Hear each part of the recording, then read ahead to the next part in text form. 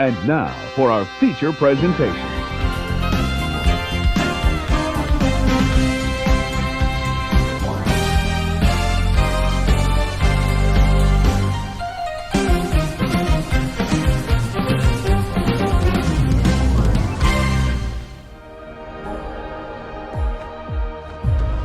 Why do you come to us?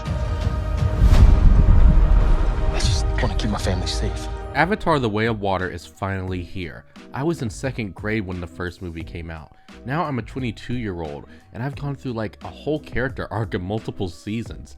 This thing was 13 years in the making, and even though it wasn't on my list of most anticipated movies of 2022, I'm shocked to see that it's actually here. So of course when tickets went on sale, I had to get those IMAX 3D seats. Yes, movie tickets cost $15 and IMAX 3D is going to be $100 out of your bank account, but IMAX 3D is worth it to see Avatar: The Way of Water.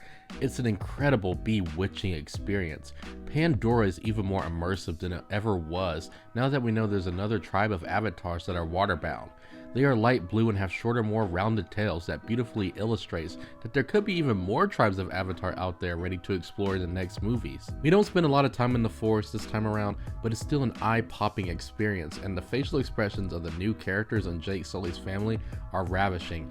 In fact, all the characters' facial expressions mixed together with the actors' CGI is flawless. It really shows how well CGI can be when they can take their time. Every word spoken, every shred of emotion, happy, relief, growling to threaten.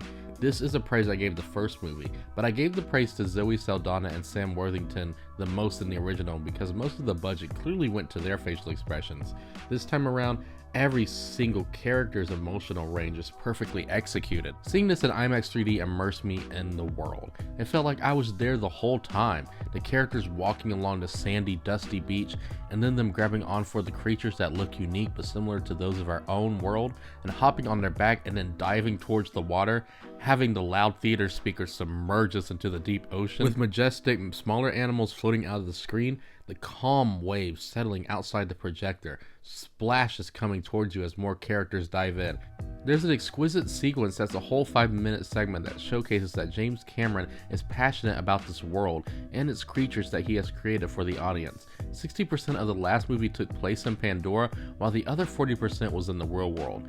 About 90% of this movie is in this world, and it causes the film to be a lot more entertaining than the previous. Avatar: The Way of Water is an out-of-world perfect theater experience that will be in your mind for years to come, but also, it's a movie with flaws, a lot of them. As a visual experience, it's flawless. There's nothing wrong with it. It's absolutely perfect. Except, this isn't just a visual experience. It's a blockbuster, a sequel, and a movie.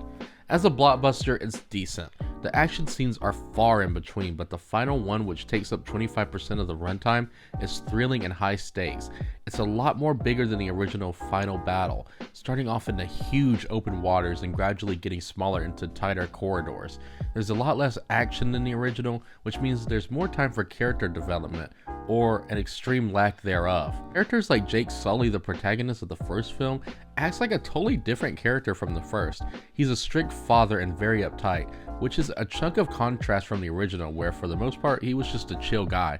It's plausible that he acts like a hardened soldier turned father, but it would have been better if we could have saw this development happen, even if it was real fast. There's a certain subplot with one of Jake's kids who are my favorite, played by Sigourney Weaver, the best of the Sully kids. I may be mistaken because this movie's 3 hours long and I might have tuned out at some point, but I'm almost positive that her subplot is dropped halfway through the movie.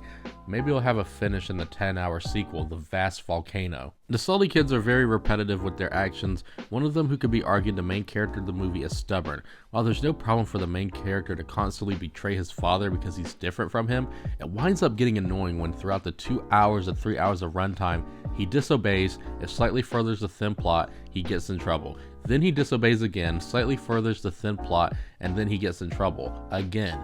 This is the majority of the middle act, and that's when you start to feel the runtime. It's like being at Disneyland. It's so much fun and immersive, and you could say, I could stay there forever. But after a few days, you're still having fun, but you're like, I do want to get home at some point. We got the bad guy from the first movie, except he's slightly better here. He has a relationship with a specific new character that gives him more character growth, even though it's slight.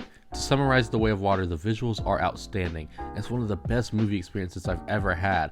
It's a huge improvement, and Pandora is more fun than ever. The story is slightly better, but there is still some moments where the pacing and runtime is iffy. The characters still are not the most intriguing, but it is a sight to behold and a slightly better sequel.